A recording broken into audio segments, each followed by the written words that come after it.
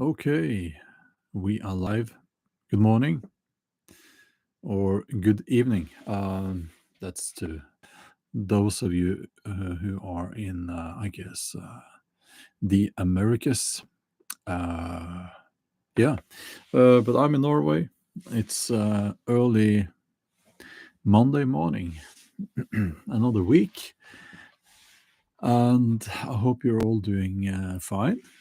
Um, I think I put in the title, friendly chat. So, no specific topic here today, which I realize is not optimal for the algorithm, but we don't care so much about that here. Let's just have a friendly conversation and talk about whatever comes up here in the chat. Um, you have to be a subscriber to this channel to join the chat, by the way. Uh, hi there, Karula, John, and Chicken Texas, Diablo. Uh, so, Wendy was first here. Raven Wings. Hello. People are joining now as we speak. Beautiful morning here. I could hear the what do you call them? Blackbirds. I don't know what they're called in English. I think it's blackbirds up in the treetops. Even though it's still not. It's still dark outside, but hi there, KP Heathen. Good to see you. No, Starlings, I think. Starlings. And they had this beautiful song. And that's one of the advantages of keeping the trees, like the tall trees. All the people around here, they've cut down all the trees on their lawns, and their little gardens look like, I don't know, suburban hell, something like that. Well, I have quite a big property here, and the trees have been allowed to grow tall and beautiful. And the trees like that, obviously, and also the birds. And they greet me with their song. And they're saying thank you for leaving the trees. Potatoes, it's a bit early for the potatoes. I planted Jerusalem artichokes. I don't know why they're called that. They have nothing to do with Jerusalem, but I planted those last year, and they are winter hardy, so they should pop up here. I don't know when they pop up. But they should sometime, later. Jeff has many cardinals, bluebirds, woodpeckers, sparrows, and other birds in his backyard. That's wonderful. The Osmanli says, how are you, my North brother? I'm doing okay. Thank you. Let's see. We are going to kind of talk a little bit about the news and things going on in the world with an open mind. That seems to be a difficult exercise for many people these days. I can see it in the comments to these live streams. I try not, here on this channel, to be honest with you, I try not to look at the comments, because in the comments it's very different from if you compare to the chat. But it's a telling sign of what's going on and the culture we are living in and how the culture is changing. Hi there, Angela.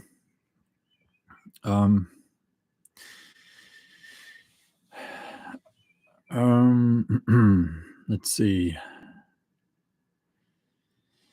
Yes, so not surprisingly, I mean, people here are talking about, are worried about the markets crashing, a depression, um, and I will share my take on that, which is not a political take on that at all, but um, I will say I'm not at all an expert on world economics, but I did study economics. That's what I did in university.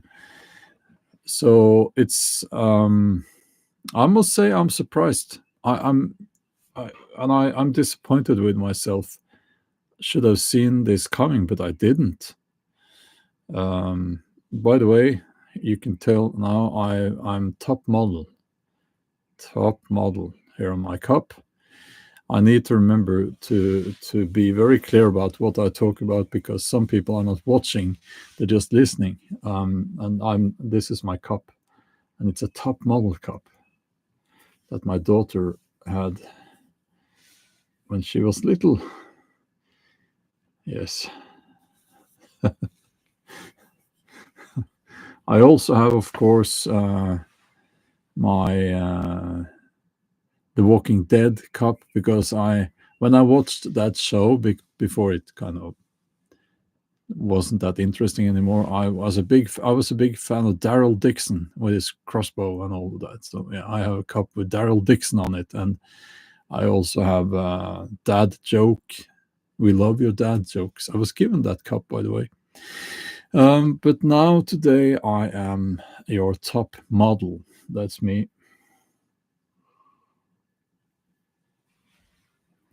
Okay, Dios Manley. Dios Manley says nobody saw it coming. Bjorn, I think we should have, me included, we should have been better at listening to people we disagree with. Okay,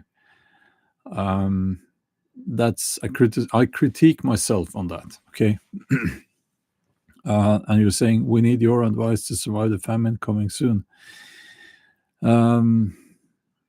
I think there are lots of good advice out there, and I think we should all be preppers, and at least here in Scandinavia,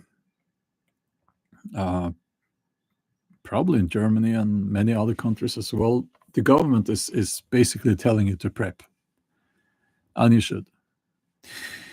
Okay, so and I think also, okay, so actually I talked to one of you guys actually yesterday about this, and community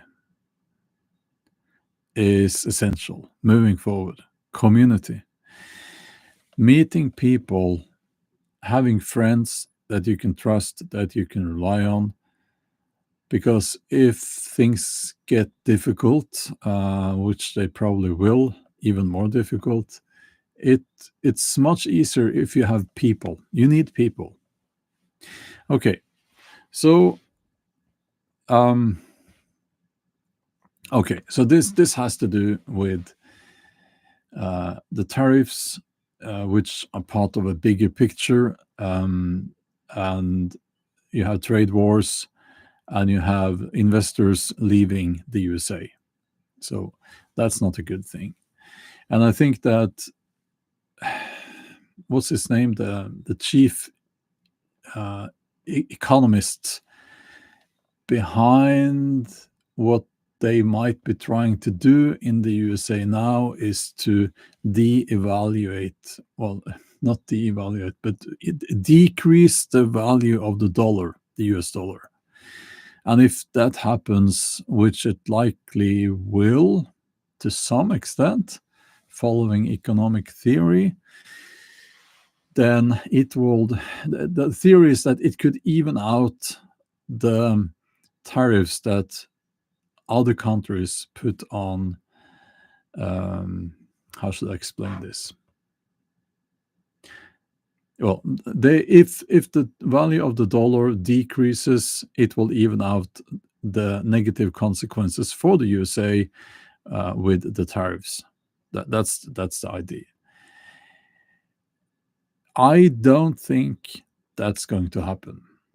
You will see a decrease of the value of the American dollar, but not nearly enough to even out the consequences of the tariffs. Okay, so I as far as I understand, that's the thinking behind it in the corridors of the mighty in the USA. It won't work. It's not going to work. It's not going to work. It's a this is clutching at straws. This is how economic theorists are trying to make sense of what's being done there. But no, it's not very likely that it's going to work. So who are benefiting from this? Well, very rich people in the USA, some big companies within the USA that can produce within the USA that do not rely on imports so much. So I think we have the answer right there. And those will be you will find among those a lot of the contributors to Trump's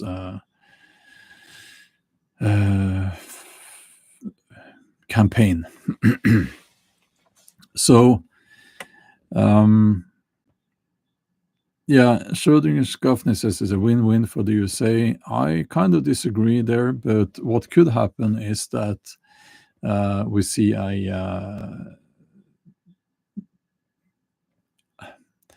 this being used to make deals between the USA and the specific countries so that they remove tariffs more or less and all of that. But the main point, and I'm not going to sit there, this is actually a little bit boring to most people, but the main point here are two things. And I know a lot of people do not want to hear this. And I agree it's unfair, but the USA is becoming hated by the world. That's one thing. The other thing is it's seen as an unstable environment for investing. And when that happens, investors will invest in other countries. And the USA rely on foreign investors. So that's just how it works. It's easy to say that, and it's true. It's true that the USA, I think they recently reached the depth. There should be. I disagree with how you pronounce it. It should be pronounced depth. Depth. Where was I?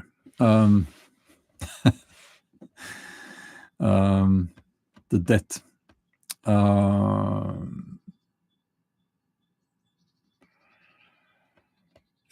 Where was I?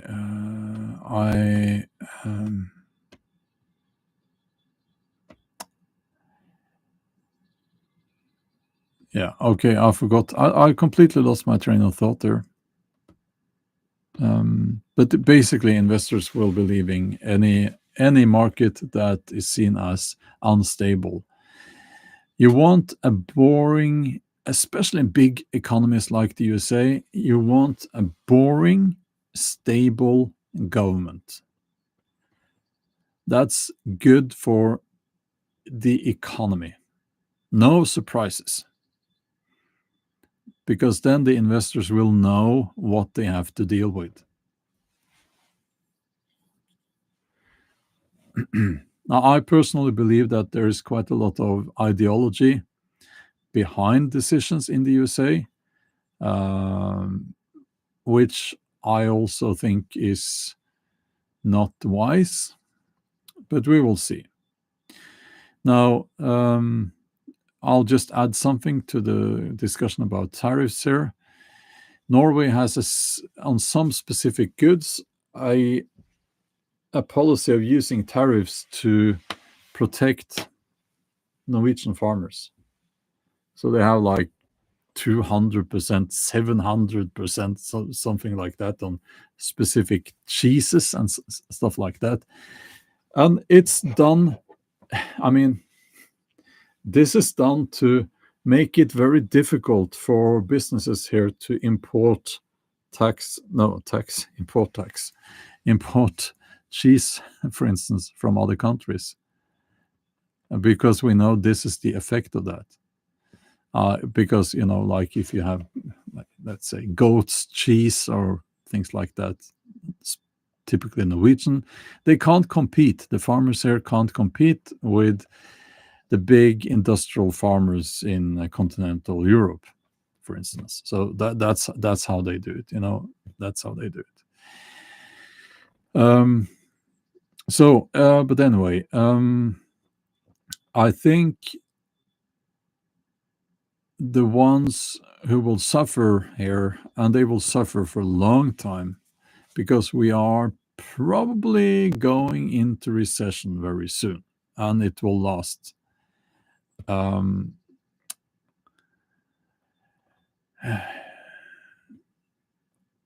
I think that's like most people. Most people will just suffer. And people are already losing jobs, at least in the USA. But I think this will spread to at least Europe. We'll see a recession. And what this could lead to, and now let's just for the little busy bees watching and listening, perhaps, maybe it's just an AI thing. This is more like just a let's call this a conspiracy theory, okay? So if you break the economy, if it breaks down, you need to have a new system in place, right? And I think that's feudalism 2.0. And I know people out there, they think that Trump is draining the swamp and he's on our side. No, he is the swamp. He's part of all of that. He was never one of the people, and he's not going to save anyone except the donors to his campaign and his own family. This is a transition into a different system. It's obvious, right? If we add to this something that I was reminded about yesterday, actually, if we add to this cyber warfare, if we add to this that at least part of the electronic systems are destroyed through cyber warfare, what will be implemented is a system with complete control and complete surveillance. I see that coming, and the prediction is, within 2 years. That's the World Economic Forum. Within 2 years, that's likely to happen. Now, I don't think that we're looking at a Ragnarok scenario. I don't think that it will make every system break down, but it will be enough for them to implement a completely new system.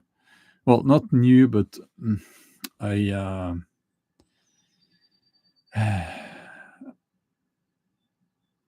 system where they have complete control, complete surveillance. So, do you want to be part of that? Yes or no?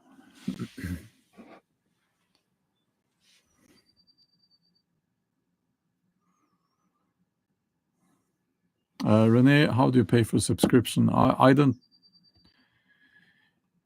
Well, you just click on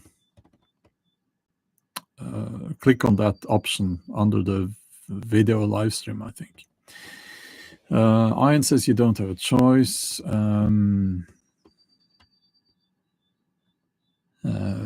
Yeah, hell no, says Angela. Yeah, obviously we don't want that. And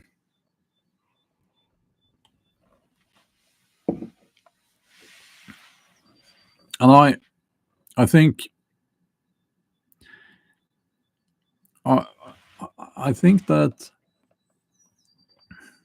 many people won't have a choice, and many people will also just fall in line. Okay, if we go back, is it 5 years now? You had people lining up to get an injection while they were watching on their smartphone people falling over with spasms, and they were still standing there waiting for their turn. So we know now. This is not me saying that if you got the shot, that was wrong. Not saying that. I think, as I always have said, it's up to each and every one to decide over their own body. Our governments don't agree with that, apparently. But yeah, I know they're still doing it. Yeah, I know. It's crazy. But we know, because of that, we know that it's almost part of the human experience for many people to fall in line, even if they know that what's coming, what they are standing there waiting for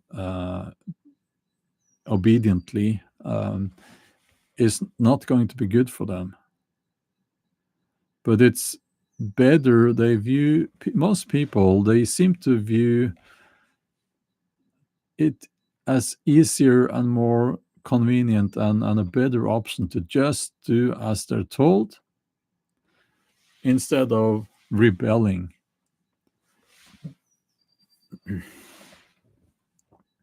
Instead of being your own man or your own woman.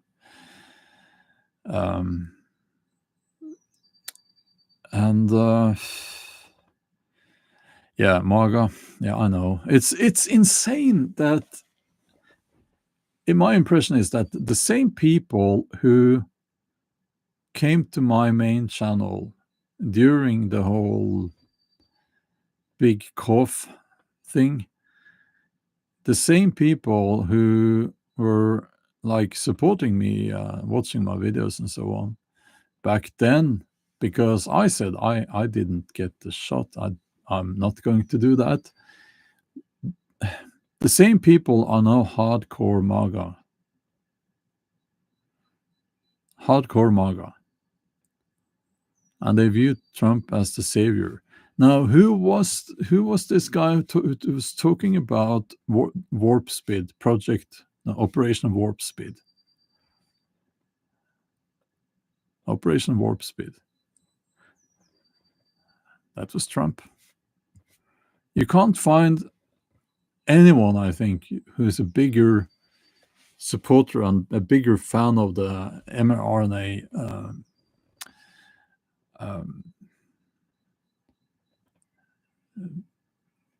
technology in that regard. I'm trying to guard my words a little bit here. So it's impressive how they managed to turn that around. It's impressive. It's impressive. It's like, yeah, okay, I'll leave it there because, yeah.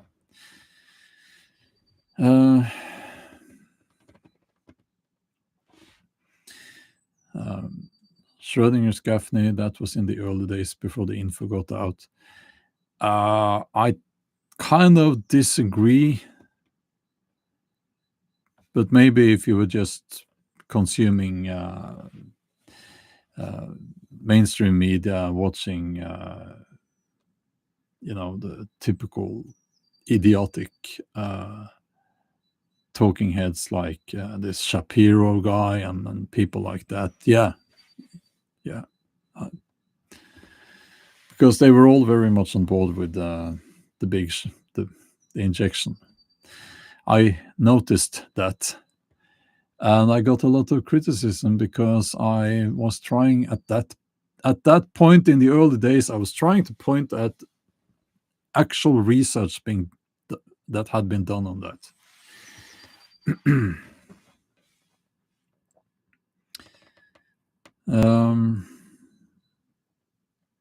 Yeah. We'll just take a few seconds.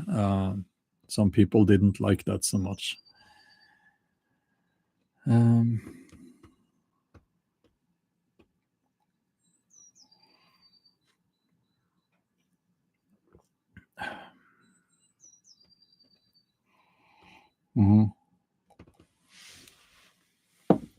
Okay, so how do we prepare? Well, I want to make it very clear that, as I said, you need people. I get it. People want to think that they are lone wolves. I'll manage on my own. I don't need anyone. And all of that.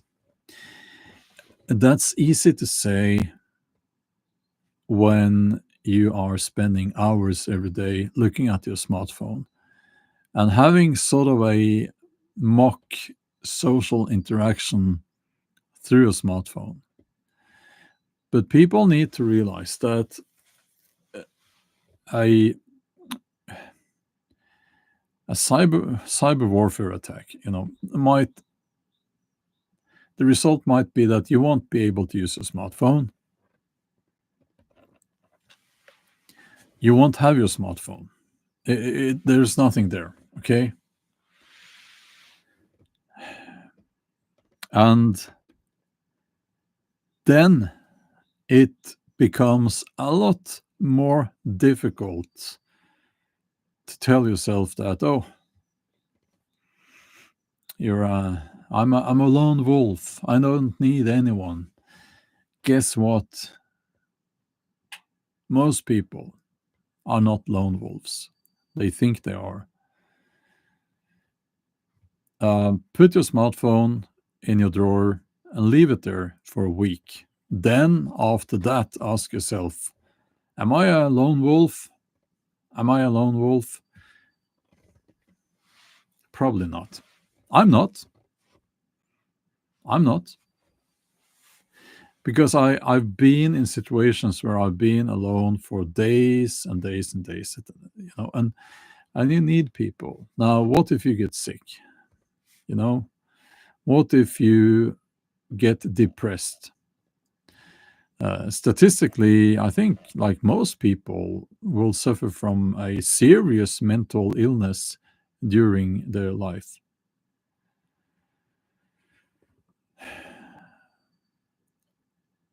So we need people, because when you have people around you, they kind of pull you up when you're down, and you will do the same for them. So that's why I'm saying we need people. And we also need people, of course, because if everything breaks down, it's much easier to be a group of people than to be alone. Now, it needs to be said that that group should be people you trust. It could be an extended family. I think that it shouldn't be too many in that group. But I don't know. I'm also a little bit.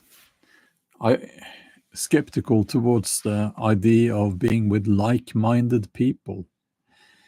Sounds strange that I'm saying that, but why should we not search like-minded people? Well, we should, but what I hear when I hear people saying like-minded people is basically someone with a very strong ideology getting together with other people sharing the same strong ideology. That can be politics, it could be religion, or both.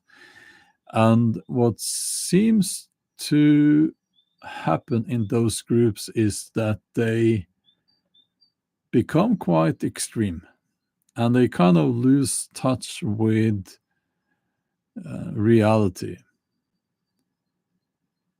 Um, and I think it's very, very harmful if you're in a, let's say, a depression, well, economic depression, um, and people are struggling and so on. I think then the last thing you need is to lose touch with reality.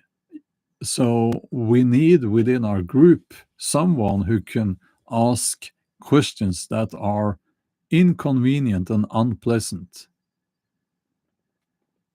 That's what I'm trying to say. So I'll um, just use an example like some Christian groups, some of the more extreme, um, they will and you had these cults, right? And they created their community. This is extreme, of course, and they created a community that's the cult, and it got extreme and crazy and very harmful to the people within the group. So, clearly, like-minded people, it's not always a good idea, but you should share some common values, and those, I believe, should be positive. Um, Carola says, with other people, you do not drown in your own thoughts. We can inspire each other. Yes, thank you. Very, very important. Some of us, we think too much. Some of us, we live too much within our heads, so to speak. And to people like us, it's very helpful to have other people around us.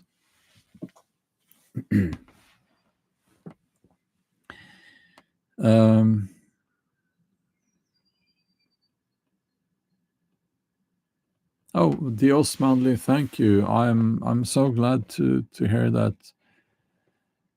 Well, that's a huge compliment. Thank you. We have a wonderful community here. So, yeah.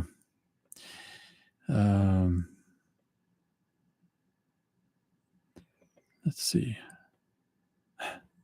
Oh, my hair is fabulous. Well, thank you. I am, of course, a top model. So this is my plan. No, my plan A is what I'm doing now. My plan B is living in the forest or out at sea on my boat. That's plan B. Plan C is becoming a hair model. That's why, yeah, you know.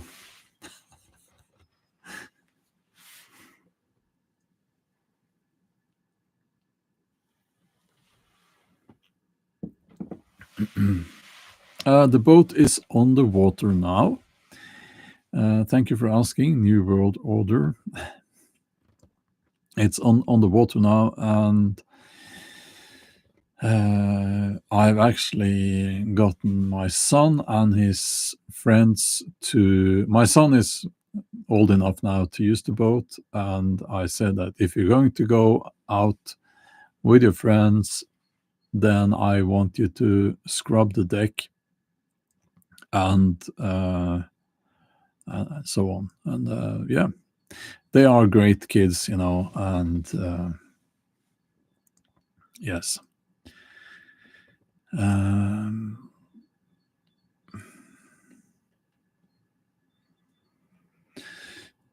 let's see. My hair. I don't color my hair. No. I don't color my hair. Um, it should have gone gray by now, but no. Maybe I'll become one of these. I don't know if you've seen these older guys, and their face is old, but they don't have gray hair. And then you always wonder, do they color their hair or not? um,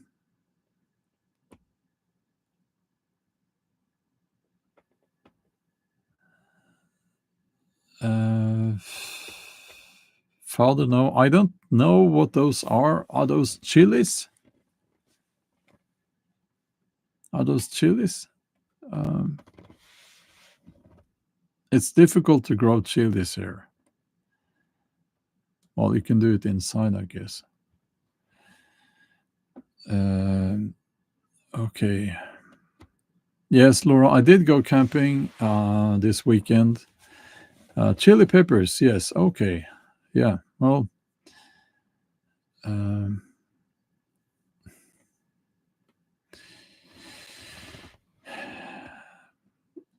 cat town, shirtless hair modeling. No, I'm fat now, so no, I ate my way up into the higher weight class.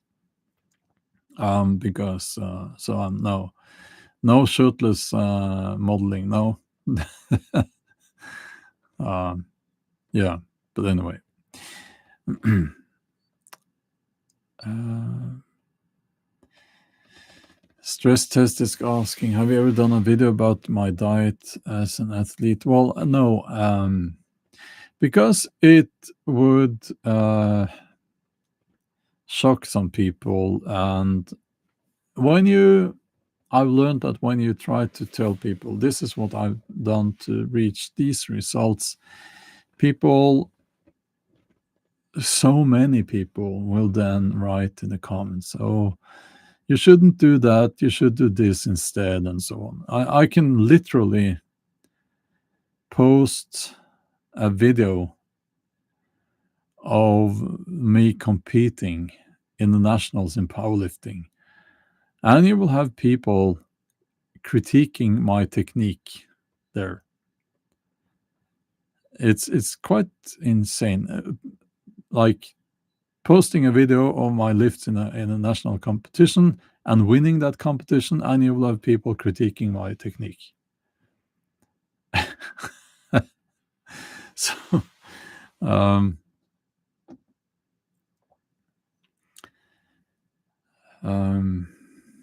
let's see.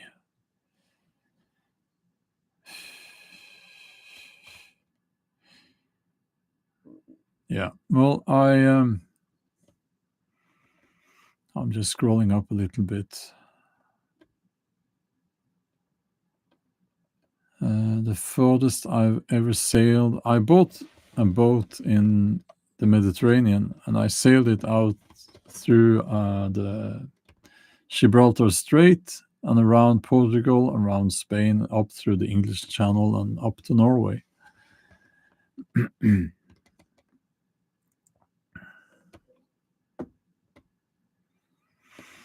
People will be shocked about my diet because I do things differently. I eat as much red meat as I can afford. This being Norway with a policy where you're not supposed to eat red meat. So they just increased the prices a lot, and it was already expensive, you know. But I try to eat as much red meat as I can. I avoid fiber. I'll say it again. I avoid fiber. and most fruits I avoid. I view carbs as something you eat to gain weight, and most of my carbs come from white bread. Yeah, I know, it's crazy. Um,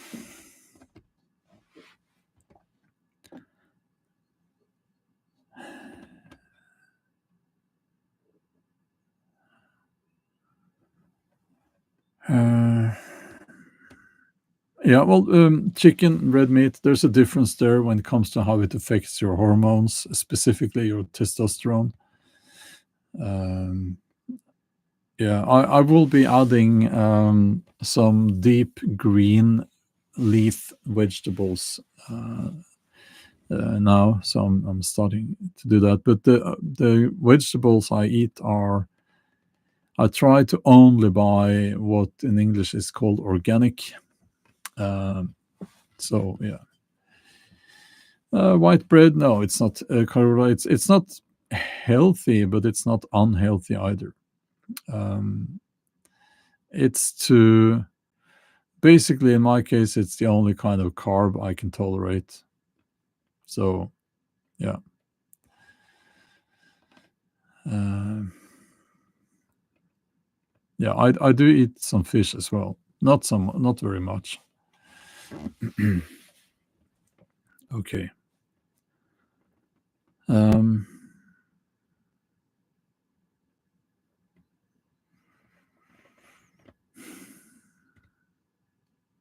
let's see here.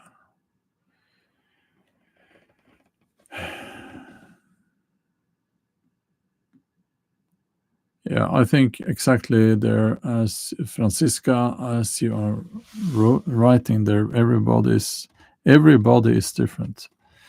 What works for you may not work for others, so just respect other people's diet options. Yeah.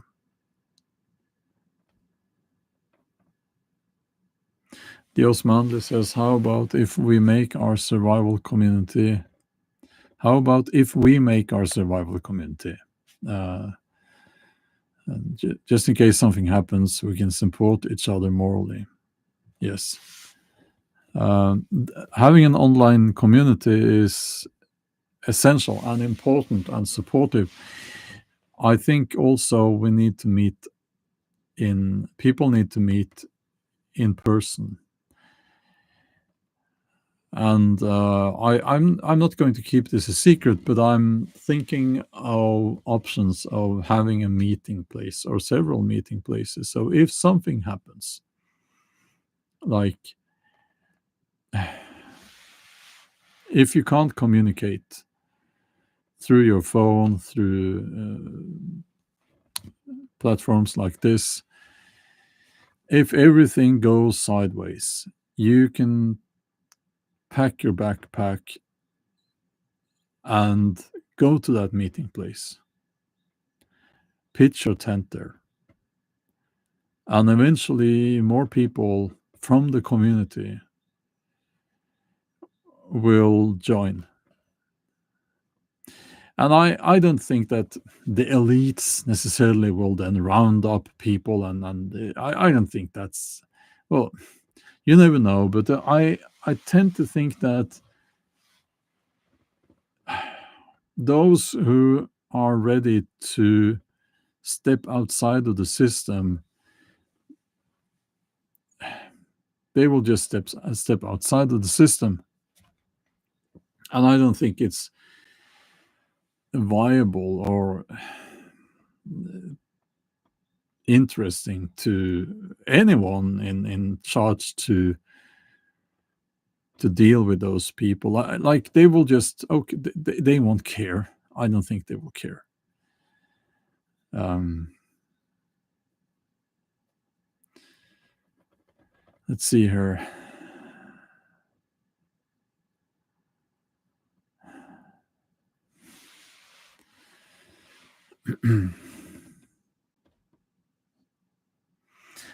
Yes, I sailed through across the Bay of Biscay. Well, actually, there was no wind, so I went by motor across there. Um, so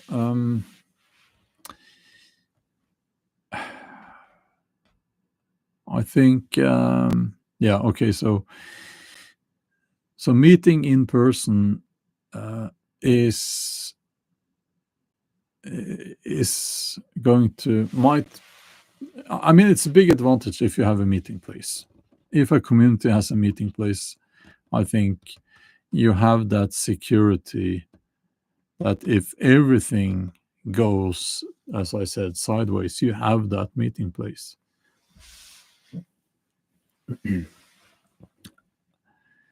And you can go there, and some people will maybe show up.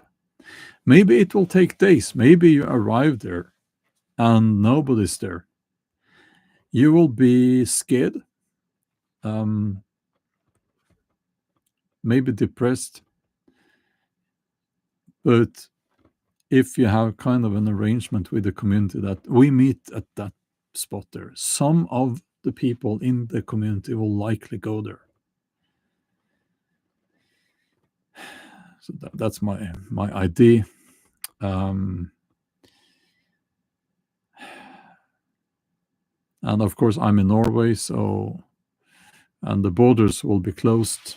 And that's what people don't think about. The borders will be closed in such an event. Like cyber warfare, they will close the borders. Now, of course, you can walk across the border, and I have, through the forest. But then, then you can't. As soon as it becomes difficult, but because then you're an illegal immigrant in that country you walk into.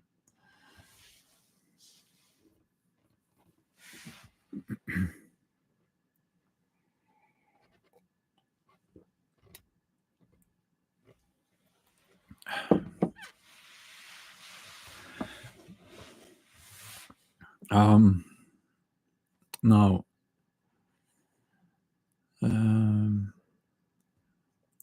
okay. Let me read some comments here and comment briefly on, and replying briefly on those.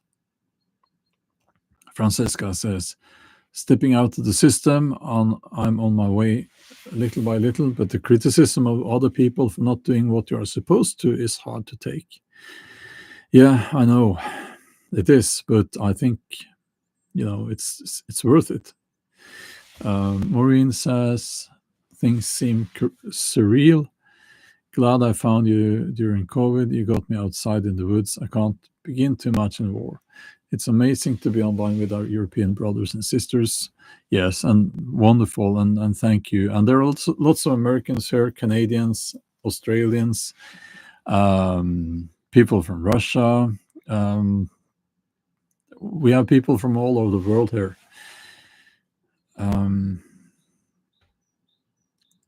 Let's see.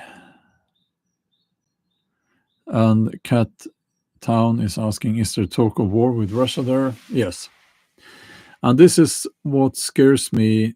And by the way, just a side note there.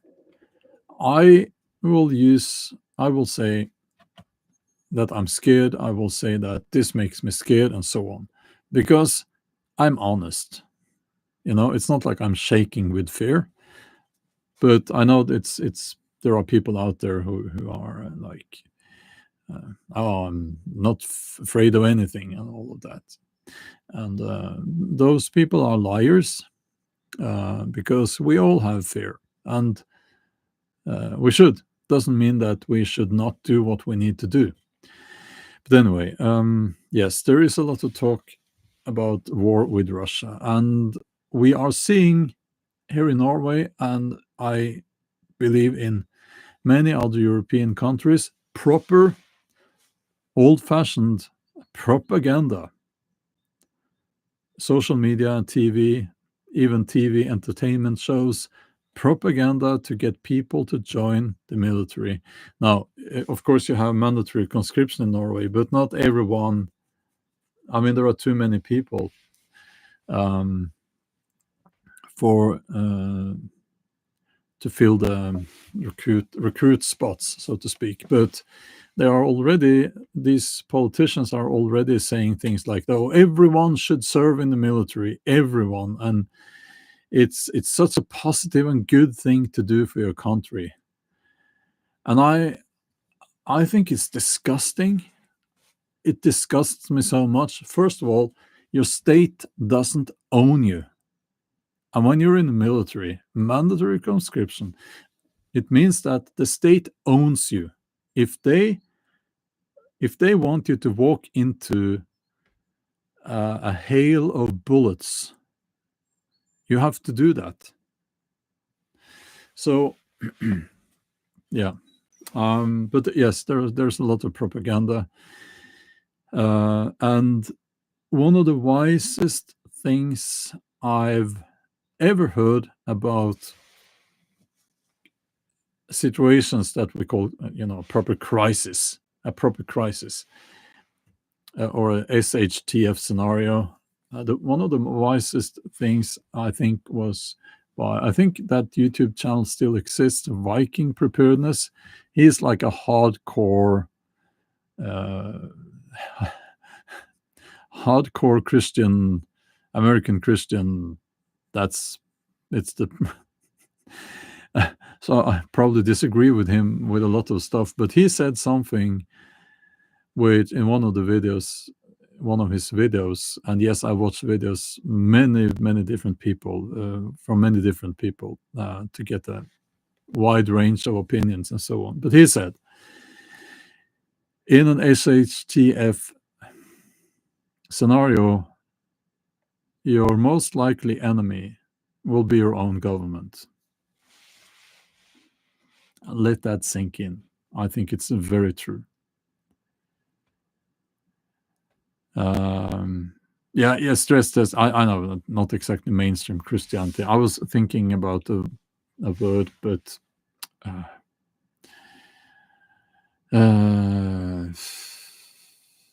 yeah. Let's see.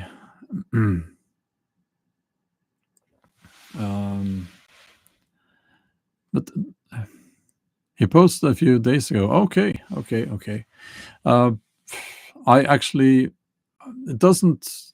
I mean, it doesn't matter who said it, but many people have probably said those exact words. But it is true.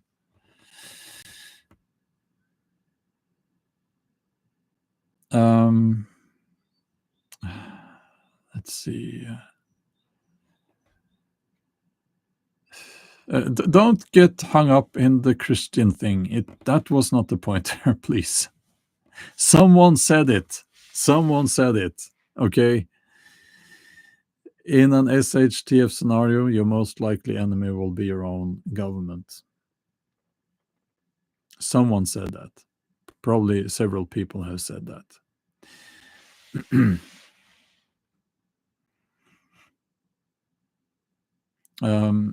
So I'll give you one example. Did we have a super chat here? We had another one as well. The Osmani, thank you so much for your donation there. But there was another super chat here as well, I think. Oh.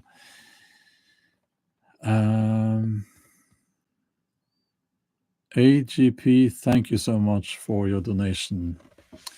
I will read what you. I'll try. I'll try to. I can't read all the words because of censorship here on YouTube. But have you seen about the 16 Palestinian medics called into an emergency, only to be ambushed by Israelis and murdered? Yes, I've heard about that. And I think that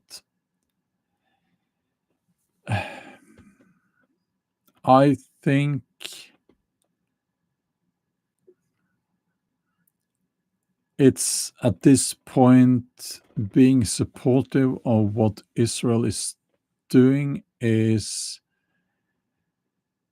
it says a lot about the person, because you can't be that naive and you can't be that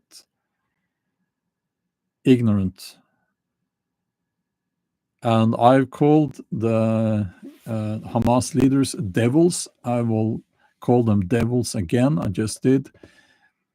But what the Israeli government is doing to the Palestinians now is genocide. And when I say that, usually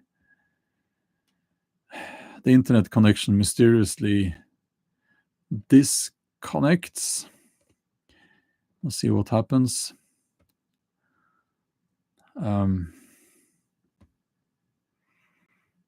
Hopefully we will. It happens so often when I get into these topics that I get all what's the word? Paranoid. Yeah. Okay. We're still talking. Yeah. So let's see.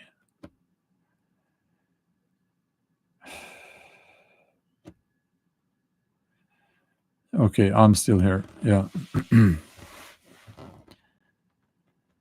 Can we leave the topic of Christianity? It wasn't the point at all. Someone said the government will be your most likely enemy in a situation of crisis, SHTF. Okay. Okay. Yeah, so what now, I'm not an expert prepper, but I can, since you ask, I can share some common advice on what to store. You need calories. When it comes to the food, you need calories. You need something that you can eat. Like, don't store food that you hate to eat. One thing is, pasta, just regular pasta. You can buy a lot of that. And if you eat pasta or rice, it's easy. Then you just you buy a lot, and you can do it like this. Every time you go shopping, you buy a little bit of extra pasta and rice. It's cheap, hopefully still, and you will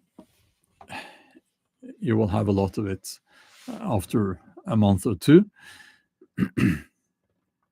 But it's also essential to get medicines, painkillers, and also not everyone can tolerate all the different painkillers. So again, make sure that you get the ones that your body agrees with. Get a gas cooking system. Camping gear. There is a reason why preppers, well, at least used to be outdoors people. Now I see a lot of them, they just sit there in their studio with a big fat belly talking about politics. But basically, think about prepping as preparing to go camping in your own house. KP Hidden, yes, KP Hidden is doing prepping videos. Go and check out KP Hidden's channel there. Let's see if I can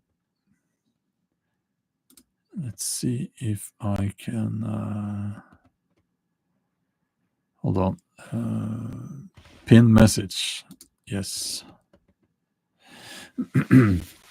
So water, and you need a lot more water than you think.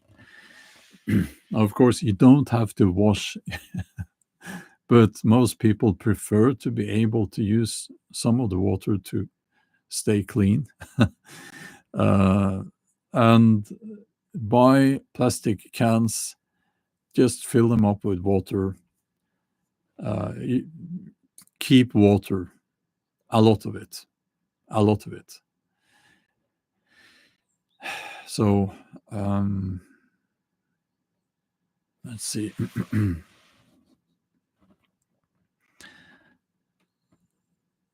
Yeah, Blue Eye says, I have about 150 liters of water ready so far. Yes, Gravity of Truth says toilet paper. Yeah, that's also something that people need. Mr. Sorpos, good morning to you.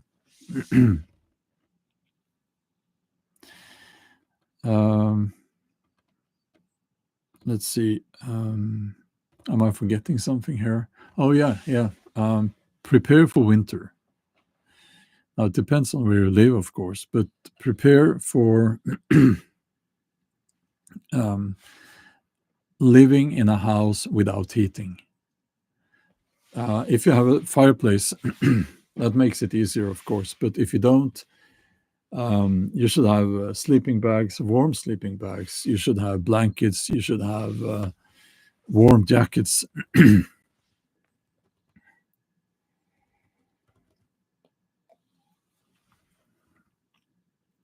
And also, and this is controversial. No, not guns. Well, actually, it depends on where you live.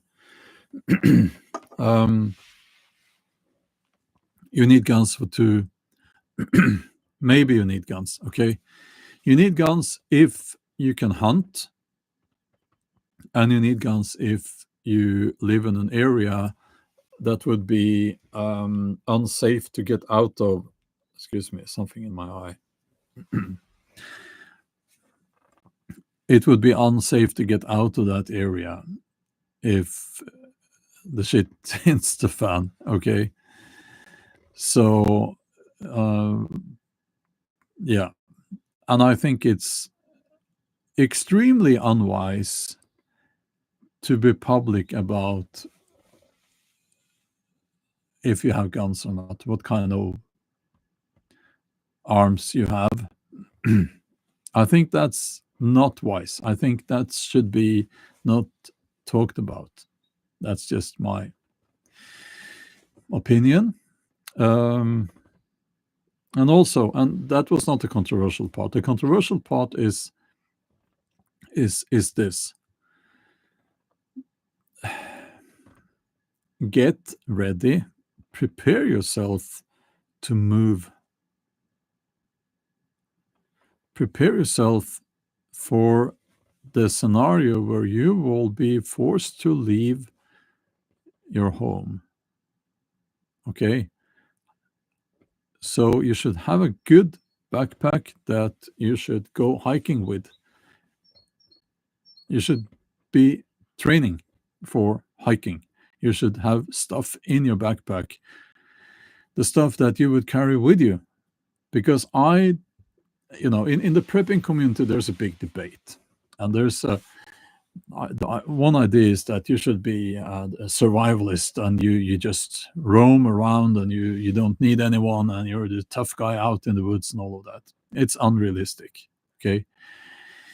And then the other school of thought is that you should not move at all. And those people, you can very often, I have noticed, tell why they are saying that, because they look like they haven't moved so much the last 10 years. But in reality, well, of course you shouldn't. If SHTF, you should stay where you are if you can. But I think that many people will be forced to move because there won't be enough food. You might there might be a threat of removing you, like the government will remove you from your home and put you in some other place. It's I think that you should be prepared to move. And most people are not prepared to move. They can't make a campfire. They can't. And some people will now say you shouldn't make a campfire if you're being followed, if you don't want to draw attention to you, you might not want to make a campfire. But what I'm trying to say is that you should have your gear ready. You you should have everything ready. You should be physically prepared for hiking. So it's already being mentioned here. Stress test. I was getting to that, and you are 100% correct. Let's see if I can scroll up here. Yes. Stress test is saying you can tell preppers don't hike when they recommend you carry 60 pounds worth of gear. Yeah, exactly. Um, it depends how much you can carry. It depends on several factors. Now, I'm relatively strong, being a powerlifter, I would say, but that strength doesn't really transfer into hiking. So for me, I know I get a headache if I carry a heavy backpack. So I use ultralight gear. And contrary to popular belief, ultralight is also very solid. The downside is that it's very expensive. So get to know your gear. Um, get hiking. Get prepared physically. You need to kind of look at details like boots, shoes, because if you have a pair of boots that you haven't used before and you're thinking, if I have to move in such a scenario, I'll use those boots. They're brand new, and I'll use those. No, then you'll have blisters, you know. So be prepared for the scenario where you have to move. Maybe you have to walk for 2 weeks to get to a different location.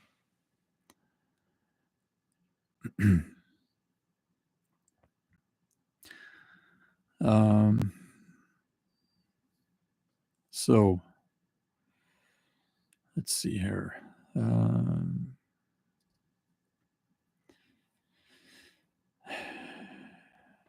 Yeah, well, also I think we should prepare for a scenario where we have to help other people. Have some extra food that you can hand out to people if they knock on your door. Sometimes you might not want to open that door, but if it's your neighbor or the old lady living in the apartment next to you, something like that. It's easy to say now that, oh no, I'll just fend for myself, and I think if you are a human being, I think that's difficult not to help people. Well, some people are not empathetic at all, but I know I am, and I would have a hard time not helping someone in distress. So have something for other people, if they are starving. Also, yes, Anita says something here: hiking out of town and away from people. And I think that if you live in a city,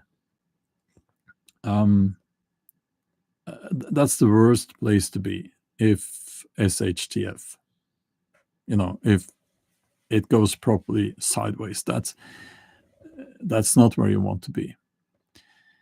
So if you live in a city, and most people live in cities now, I believe, get out of the city. before it becomes impossible to get out of the city. Do you have anyone you can stay with in such a scenario? Can you get to those people? How long does it take to get to those people with public transport, with your car, if you have a car? How long does it take if there is no public transport anymore? Can you use a bicycle? Look at all the options and try to prepare for those, so that when something happens, or when you think that something will happen, you will know what to do. And you can even write it down. So if this happens, you write on a piece of paper, if this happens, I do this. So, you know, if you have kids, you need to prepare for that. And, you know,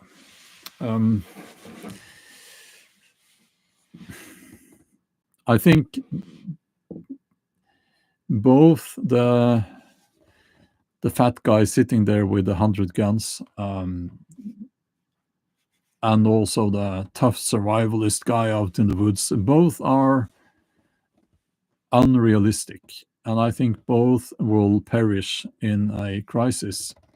And I think it's the people who are able to connect with and stay together with a small group of good people, they will probably be okay, or at least they will have a better chance at being okay.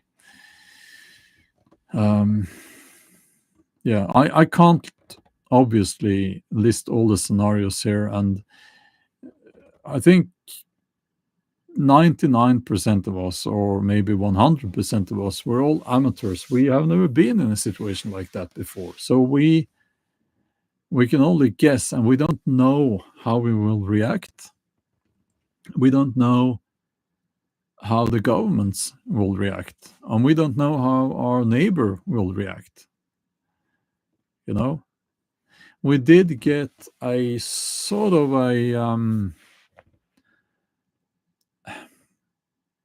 we did actually get, when it comes to other people that we know, during COVID, we got an idea of who people really are.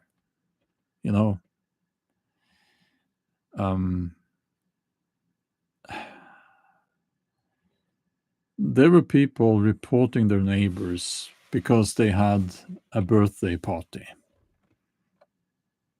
Those people reporting their neighbors because they had a birthday party are probably not the people you want to connect with, and concerning a SHTF scenario. So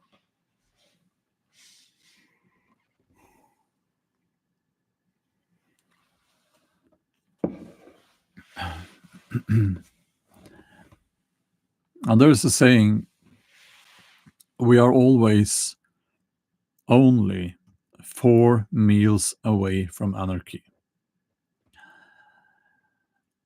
Meaning that when people starve, and they don't have to starve for a long time either. I mean, we live in at least here in Europe and North America, maybe South America as well, most of the world, probably. We're not used to starving, and we're not used to being hungry even. We're used to just constantly grazing on some calories.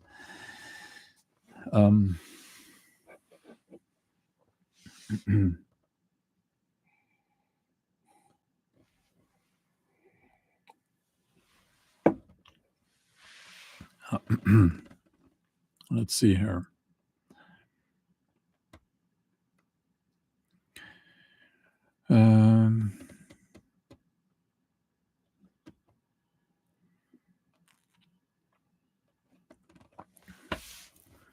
Kat, thank you so much for the donation. That's very kind of you. You are writing, you are very I don't know what that means. Um,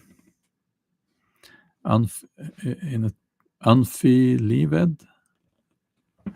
Sorry, I don't know what that means. In a tent in Alaska for 20 years, sealed. You'll have to explain what it means.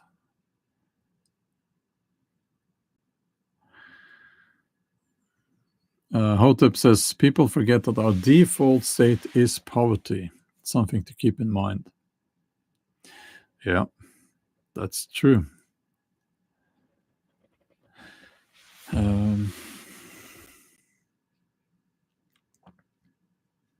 Oh, Kat says that she lived in a tent in Alaska for years. Best time of my life.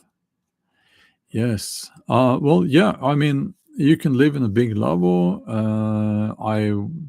Being a YouTuber, I was sent a they call them Russian lavabos for some reason. They're not Russian, but maybe they were originally. But the dome-shaped hot tents. And my son was out testing that one tent out, and yeah. Um, mm, Thank you, Gracie. You're writing that I appreciate you for being and sharing, but I do not agree with the idea of paganism. Okay. Thanks for letting us know.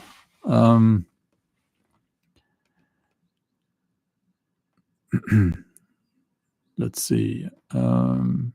Hotep, yes. Yurt, yes. Of course, that's almost like a little house, you know.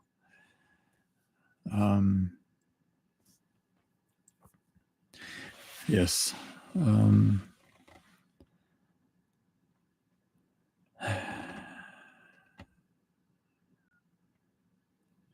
So,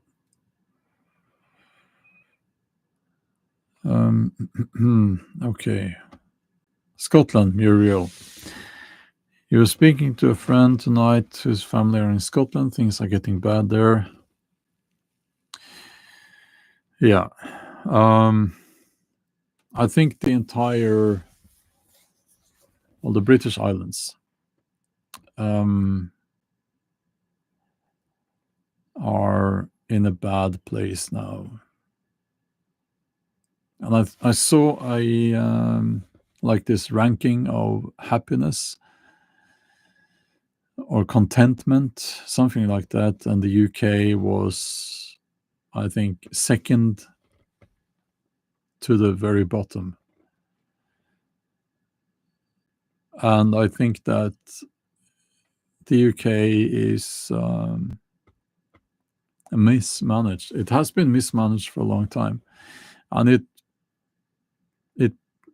it's horrible to watch good people suffering, and they can't make ends meet, and they are creating a social class which is most people, I think, who will be born in poverty and live in poverty their entire lives.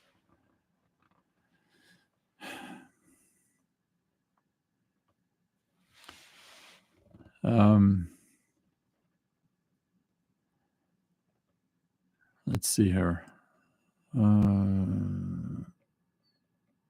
Okay.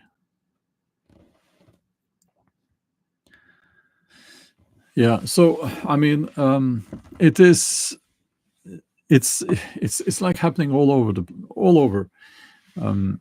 It's the destruction of the middle class. It is the destruction of the concept of ownership, and it's the creation of a class of people who are completely dependent on the system. That's what we are witnessing now, and it's happening fast. It's happening faster than I thought it would happen. And it's like when I go and buy red meat, that I mentioned, I just laugh because the price is like it's insane. Um, and everything is taxed, and they're finding new things to put tax on every single day, it seems. But okay, again, community. We need to create these communities where we can meet physically. We would have meeting places, so that if something happens and you can't communicate with anyone anymore, go there, pitch a tent there, and wait for other people in the community to show up. I think that's, and if you know what that does is obviously, well, hopefully, some people will show up, and that will be the beginning of a community. You will have some people around you. But equally important, there will be hope. You will have hope. You won't be alone because you will know that you have that meeting place. You can go there. Okay. I'll end the live stream now. I want to thank you all for coming, and I think this is a wonderful community. Means a lot to me to see that there are so many good people out there. And yeah, we'll talk soon. I've been a little bit busy last week. I was busy with my boat, and also I went camping. There will be a video up on the main channel. Actually, I'll put my camping videos on my main channel now. So yeah, check that out. Should be up on Saturday. Yeah, this coming Saturday, I believe. Okay. Have a wonderful day or evening. We'll talk soon. Bye-bye.